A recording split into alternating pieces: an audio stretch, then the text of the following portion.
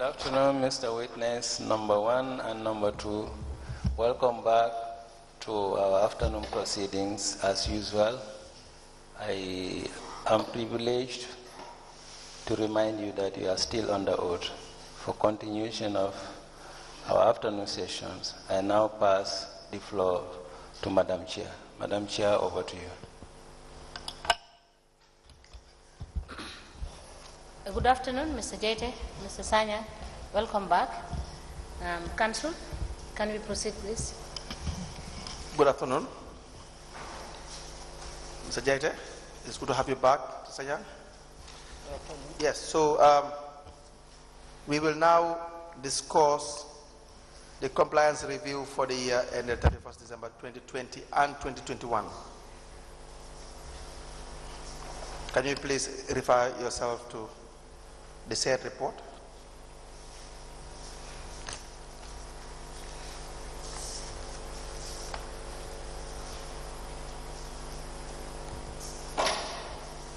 Are you there?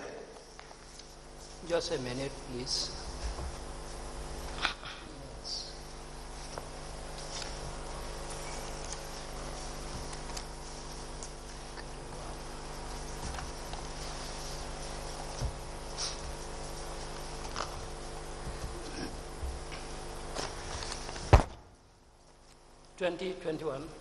2020 and 2021.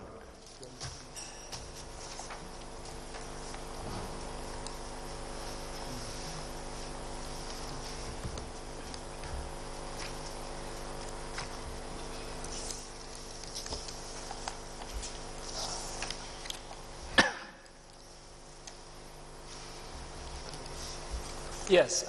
Good. Now,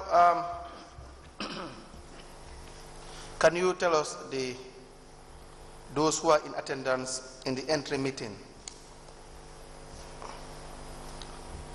for Kerewan Area Council?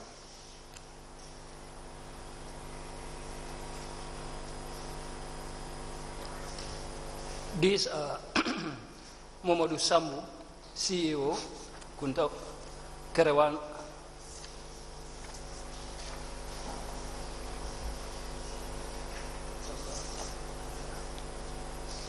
On page 5,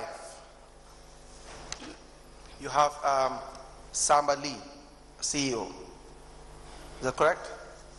Sorry, maybe I looked at the wrong report. Sorry.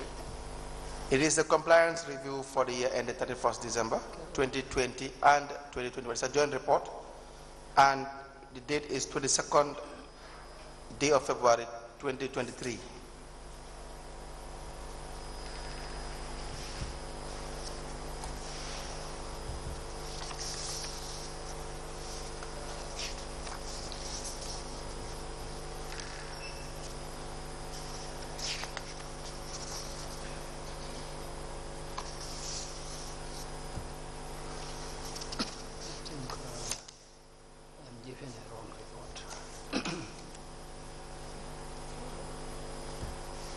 Do you see it?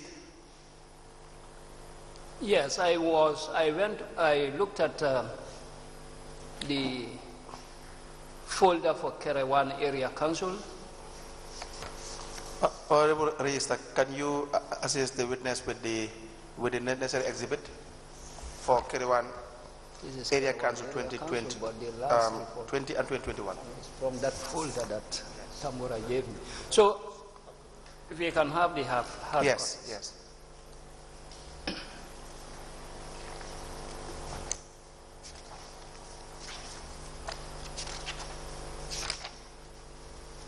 Please guide us through page 5 with respect to those present in the entry meeting. Those present in the entry and exit meeting. Those present in the entry meeting include Sambali, CEO, Ablai Khan, Finance Director, Fatmata Jete, Procurement Clerk, Ablai Keta, Director of Planning, Maudo S. Jallo, Finance Manager, Uri Jallo, Internal Audit, Cherno Juve, Account Assistant, Bunja Jallo, Account Assistant, Lamin Mani, planning technician, and then you have the members of GPPA compliance team. Yes, so what documents were reviewed? The documents reviewed include... Please make use of the microphone. The documents reviewed are as follows. One, you have the procurement plan was reviewed, purchase requisitions, requests for quotations, tenders, approval requests, contract agreements, mandatory reports to the authorities such as monthly reports, annual single source procurement, and procurements above the threshold, asset disposal report, and the approved budget for 2018, which I think is because we are looking at 2020. So which you think is? The last point there. Yes. Is approved budget for 2018. Yes. And the year under review is not 2018.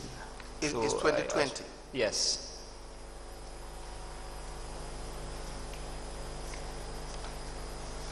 Very well. Now,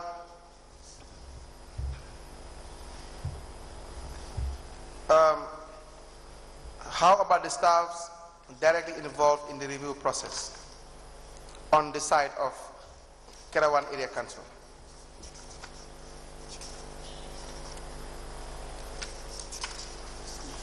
That's supposed to be paid. The same page, page 6. We have one name, a table showing one name. Yes. Fatma Yete, procurement officer, and under SPU. Okay. Is that a normal trend when you have most of the reports? You have people, let's say the CEO, the head of the SPU, sometimes the finance directors, sometimes appearing in relation to the review process. Is that number to only have the Fatoumata Jaite, the procurement officer, handling or dealing with the review team for the year 2020 and 2021 single-handedly? It's not normal. Right? Why is that? Actually, if you look at their write-up, they said discussions and interviews were held with the staff of the KMC who was Kerewan Area Council, who was directly involved in the procurement process, specifically with Mrs. Fatoumata Jaite.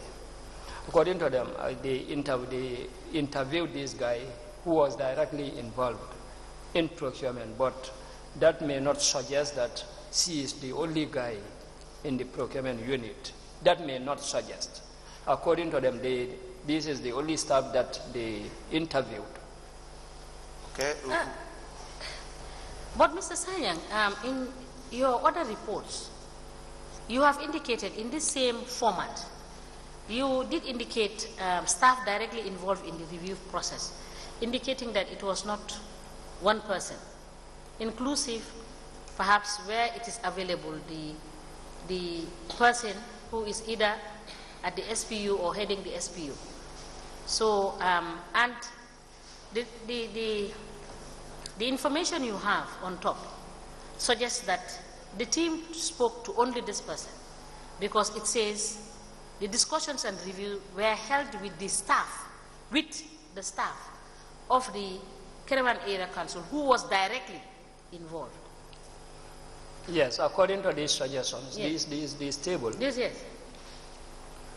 Yes, I'm just trying to get clarification so that we are sure that when it comes to procurement and everything, every transaction that happened 2020 and 2021, this is the only person they dealt with in terms of review of the activities of procurement that they have done. Or is the context different?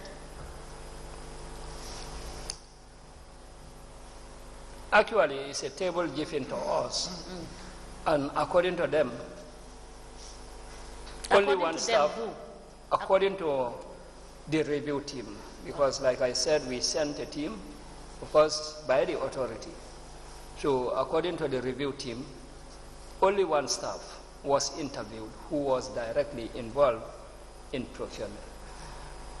That may not suggest that is the only guy in the unit. But with their interviews, the interviews were held with only one staff who was also directly involved in procurement. I know it's different from the other reports, yes, where we have more than one person in similar tables. But so what would this suggest to you? If it is the case, it may suggest that during the interview, they were able to meet only one staff of the council who was directly involved in the procurement. Yes. Yes. Your question, from my personal understanding of this, I think is simple. Interview with only one person, having mentioned a number of officials there, it would suggest either our team wrongly interviewed only one person because they're not supposed to, or the rest of the committee members just were not available or don't want to. That's how I can say. Or refused to. Or refused to, yes. Exactly, that is my point. I just didn't want to put words in his mouth, but that is the exact suggestion of what this is. What the statement is very clear.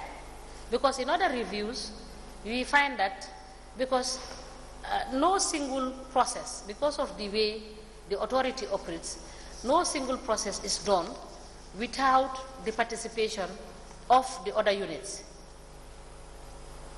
Not so? Right. So that is the issue.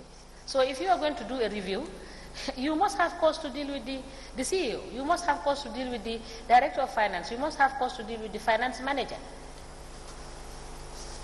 the planning guy, and so forth and so forth. Because the reviewers will have cause or reason to find out things from these people. Right. Thank you. Yes.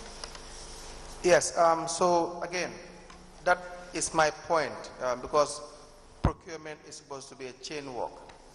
You have all the checks and balance mechanisms in place, wherein one unit does one thing and it has to be approved by another committee, and then after approval, there has to be, say, an inspections team and so on and so forth.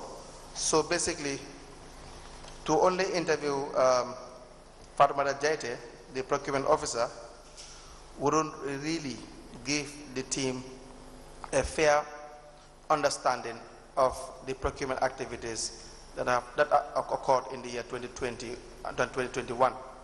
That is to say, the year under review. So you might want to check with your team, that is Pamuru Ann, Babukar Seka, and Barabos Per Mendy, the compliance assistants that were directly involved in this particular review. I believe their names are... Yes, they are. Yes, because maybe I will re-ask this question when we come back tomorrow to know exactly what happened, because just like the Honorable Chairperson outlined, there is a high possibility that those that were supposed to be present were not present with respect to this review. Now turn to page 7, where you have the total procurement proceedings and their values for 2020 and the subsequent table for 2021. Let's first deal with the procurement activities for 2020. Now, it appears to say for open international tender, there were no transactions, is that correct? Yes. For open national tender, again, no transactions. 2 state tendering, request for proposal, and restricted tendering, there were 0 transactions. Is that accurate? Yes.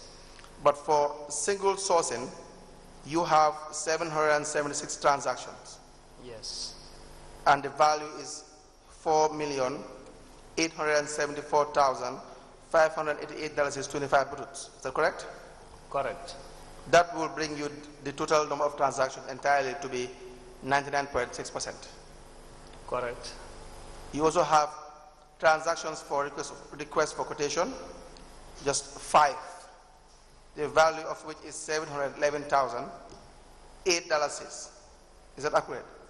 So the total value of transactions is about $5,585,596.25. Correct. Now, for the year 2021, the total procurement proceedings and their values, again, open international tender, there were none. Open national tender, 0. Two-state tendering, 0. Request for proposals, restricted tendering, 0. So, but you have single sourcing, 1,576 number of transactions, which amounts to $11,405,847. Request for quotation, you have 15 transactions, the value of which is $2,208,926, 3 bututs. So the total number of transactions is 1,591. And the total value of transactions is $13,694,770, 3 bututs. What do you realize in the method of procurement? Most of the procurements were done by way of single source. Single sourcing. Single sourcing. And what do you say about that? There are a lot of implications, including lack of fairness, lack of transparency, prone to corruption, may not attain value for money, and so on and so forth. Especially when the single sourcing that they, on almost all occasions, choose to follow, they don't really abide by the regulation. Right. In most instances, we realize that the threshold is extremely high, and then even with that, they will not get approval as required. Right. Now, turn to page 8. Yes, sorry, before you proceed. At page 6, they have stated and listed the documents they reviewed. And at the bottom of page 6, they restated the types of procurement methods that the council used. And it has indicated clearly they use RFQ, they use single source, and they use tenders. But if you go to page 7, in the 2 tables that are provided for by your review team, no indication of tender is reflected. So which means deliberately tenders were reviewed but are not reflected in the documents here. It may also suggest that no tenders were reviewed. But if no tenders were done, why would they now put it under the review as part of the documents they reviewed? 1. 2, why would they put it, repeat it at the last paragraph that the type of procurement methods that the municipality used was RFQ, single source, and tender?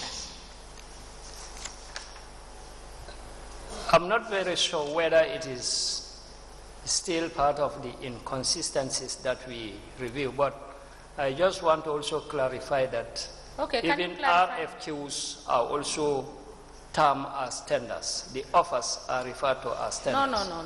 Mr. Sanya, with all due respect, RSQ is very clear, single source is very clear, tenders are very clear. That is why you provide the type of tenders in your list. You identify them very clearly in your list. So if they are the same, you could have indicated, and in your explanation prior, for us to understand the concepts, you did not say RFQ is also the same as tender. It's not stated, but what I am saying is in procurement, quotations or offers are also tenders. I'm not saying that in this case is what prevails, and that is why initially I said it could be part of those inconsistencies, like the other inconsistencies that we observe in the other reports. But is it possible to say that you reviewed a particular document when that was not availed to you? We've observed a lot of inconsistencies in our this thing. It's possible they may review, or the team may review. Of course, the authority. Yes. Can you check for this report whether there were any tenders in the transactions for 2020 and 2021, just to confirm? Okay, we will. Thank you. Council, can you proceed?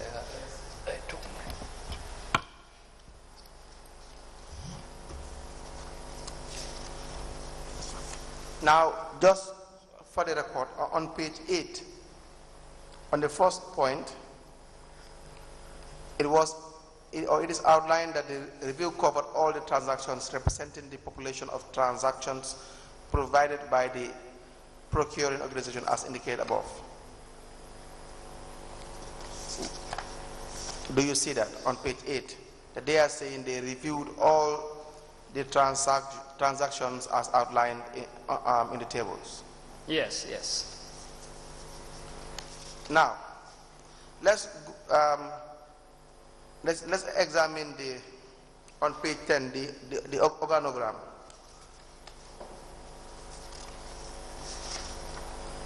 What we have on page 10, the diagram, is that their organogram? Yes. And in the organogram, where do you see the procurement officer?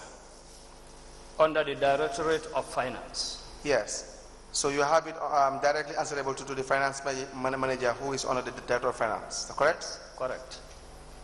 Now, in the findings, you said the team of reviewers realized that Kerawan Area Council do not have an organizational organogram, which shows the reporting line of the specialized procurement unit. What does that mean when you already confirmed that the diagram is the organogram? Same inconsistencies observed, because already the organogram is provided. Okay. So if it is indicated in the write-up that it is not shown, then clearly it's not consistent. And so, so the SPU, that is the Specialized Procurement Unit, is directly under the Director of Finance. Correct. Which we have mentioned time and again is really inappropriate. Correct.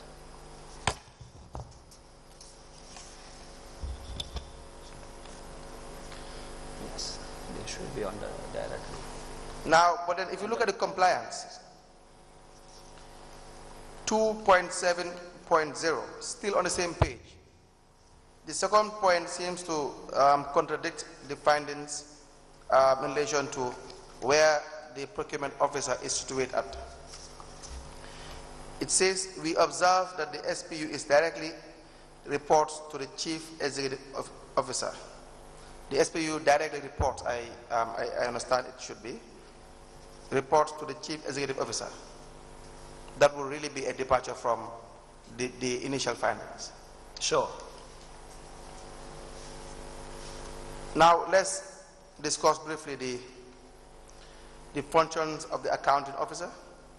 We know the functions already, but then what was found on the ground in relation to the non-compliance requirements? Under non-compliance, the review team was informed of the establishment of the contrast committee, but there is no evidence that the accounting officer appointed the contrast committee members formally and in writing. The CEO did not ensure that the minutes of the evaluation report on procurement deliberations are prepared and filed in each procurement transaction file as required by the Gambia Public Procurement Authority Act, or amended Act 2018, and its attendance regulation. The CEO did not appoint members of the inspection and acceptance committees as required by Gambia Public Procurement Regulation section 62, 63, 64, 66, but again wrong citations. Before council comes in, under the compliance, that is 3.1.1, you have indicated that the CEO has ensured that the SPU prepare and send an annual procurement plan to GPP. Was that done? Has ensured, which means it was done. Bullet point 3. The CEO has ensured that the SPU prepared and sent an annual procurement plan to the authority. Yes. We believe it is because yes. They must have confirmed it before. Okay. So kindly provide us with that. Okay. So, and kindly also provide us with the monthly reports on single source and request for quotation.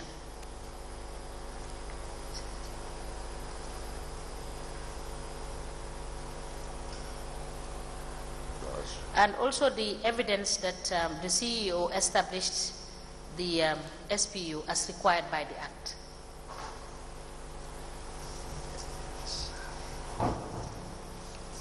Thank you. Did you get those? Yes. Thank you. Council, you may proceed. Now,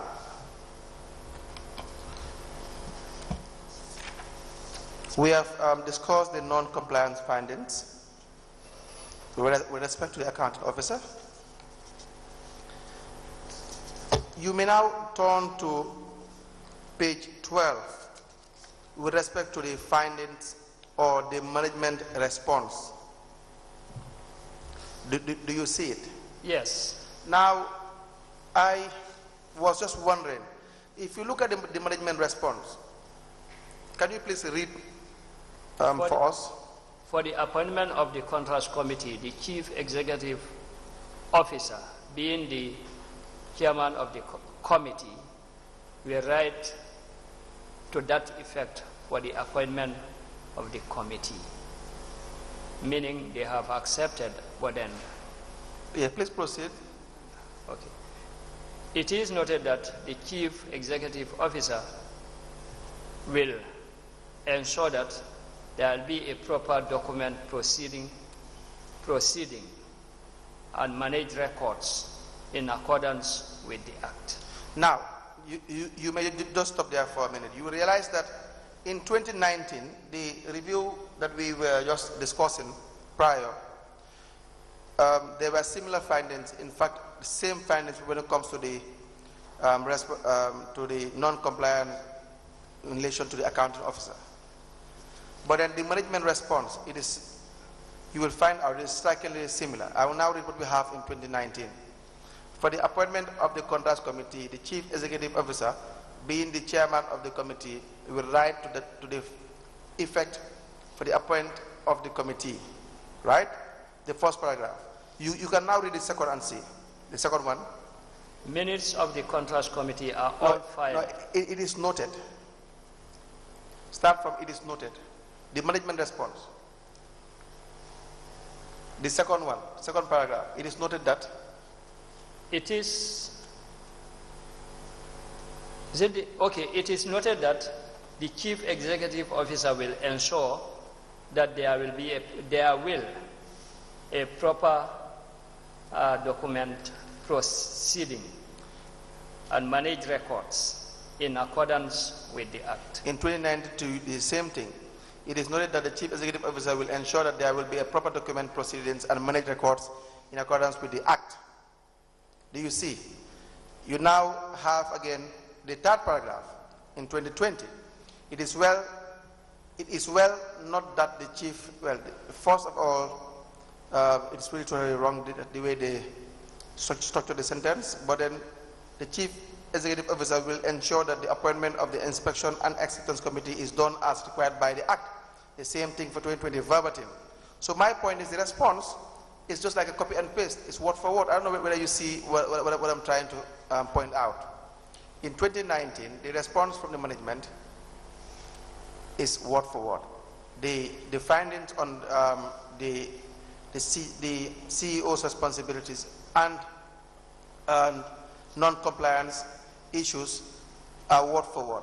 I don't know what you have to tell us regarding that, but then it's either the management is not taking you people seriously by just providing you with the same response, the one they gave you the previous years, verbatim, and just forward it to you guys, or the team that is reviewing this document is just copying and pasting even the management response.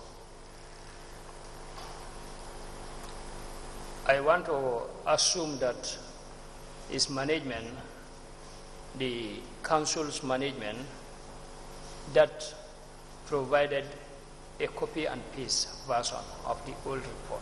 No, they will not copy and paste. So the management will now send you their response, and your team will prepare this report. So if there's a copy and paste, it will probably be your team.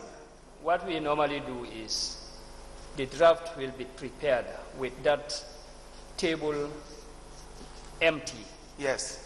And expect them to provide the whatever response they have. So they will fill it in and send it to you guys. And send us the same report, not us typing what they have. But that's my point. Even wherein someone is retyping, here you have it word for word. That is why I said the management of the council may have copied and pasted the responses from the previous report. That's fine, but then you will realize that that there is no progress in the point that the idea of having these compliance reviews being sent to these institutions is to make sure where they fall short, they improve on them if there is a chance to do that. But when you have even the responses being the same, you will realize that there is no intention of even improving on some of these findings. I'm not sure whether you see that. Yes. Now, for the functions of the SPU, the Caravan Area Council procurement staff and their qualification on page 13, you have Fatu Matajaite, procurement officer, GPPI certificate and diploma, ongoing training none.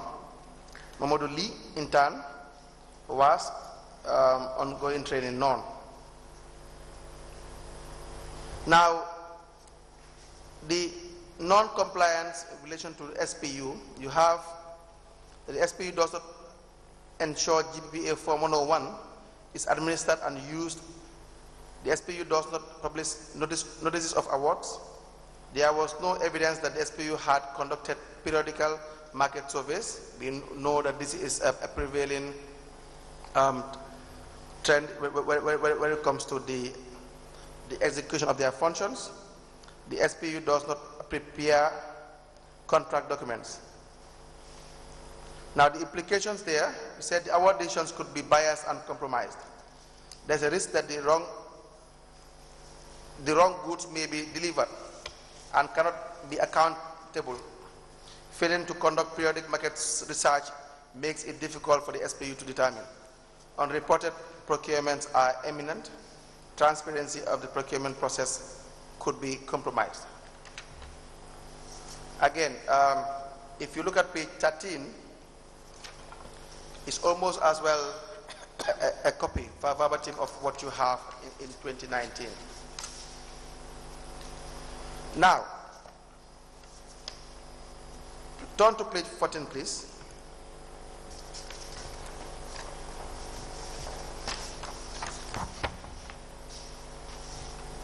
Functions of the Contracts Committee.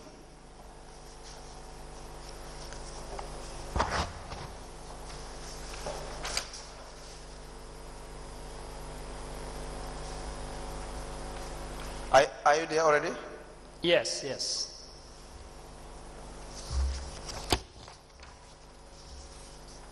Now even the management response for the SPU again, you will notice is also verbatim. It's the exact response for 2019, word for word. There are no changes when it comes to, apart from the font size. You will not see any changes in relation to the management response with respect to the SPU in their non-compliance findings. Do you follow? Yes, I'm following.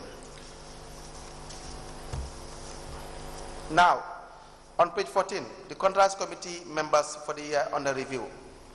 You have Samba Lee as CEO.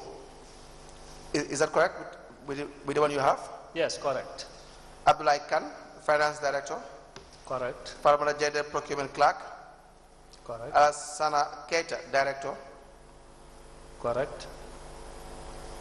Alaji Pane, councillor. Alaji K. Saho, councillor.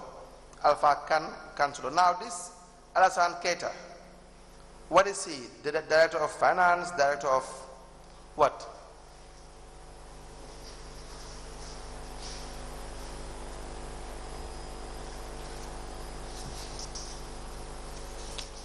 I'm not sure, because maybe if I can turn over to see the members of the contracts committee, because already there is a director of finance. Exactly. So I don't think Alasan Keita now is another director.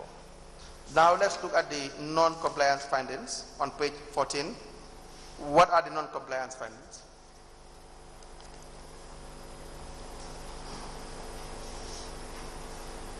The non-compliance,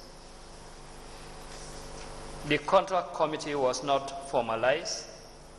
The contract committee did not ensure GPPA Form 102 purchase order is signed by the supplier and council, and that is the contract document. Okay. The committee did not ensure that evaluation criteria are included in the solicitation document sent to potential suppliers for certain procurements, for example, request for quotation. The contract committee did not ensure that the approval threshold, approved threshold by management, is adhered to. So, for 2020 and 2021, what will you say that the contracts committee complied with?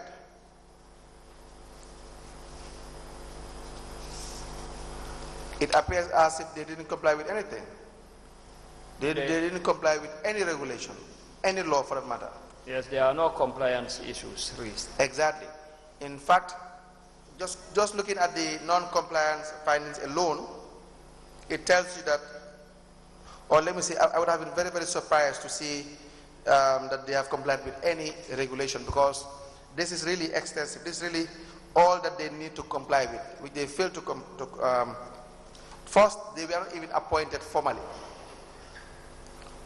So you have a contracts committee, technically, that is supposed to perform the functions of a contracts committee as outlined by the Act and the regulations, but they are not even appointed formally. You understand? Right. And in addition to that, they do not abide by the required forms that needed to be filled and administered in relation to the procurement of any goods or services. And you see, you will not even find minutes of meetings of the contracts committee. No evaluation criteria are included in the solicitation document sent to potential suppliers. So how do they go about approving contracts then and awarding contracts?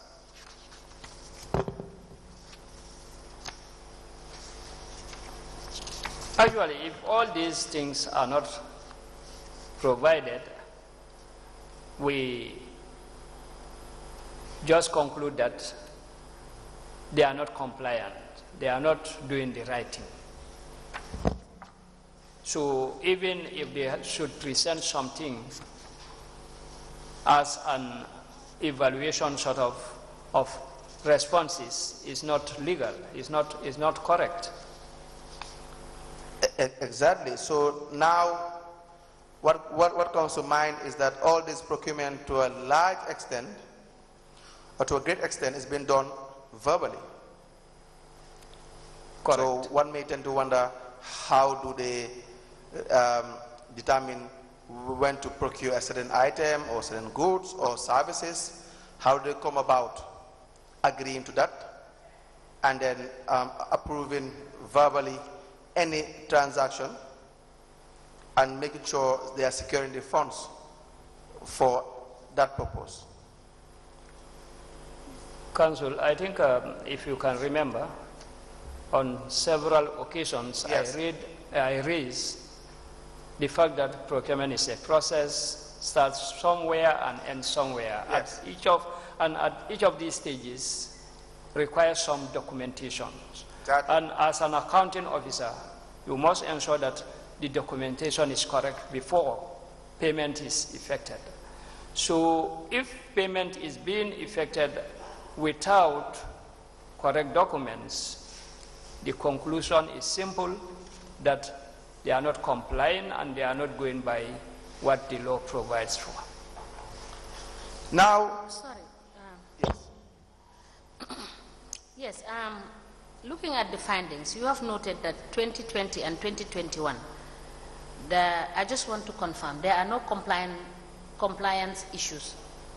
That both 2020 and 2021, Caravan Area Council did not comply with the Act and the regulation in any of their activities in procurement. Is that what the report is saying? That is what the report suggests. Okay, thank you. I just wanted to confirm that. Thank you. Now, yes. Now, on page 16, there is no disposal committee. Do you see that?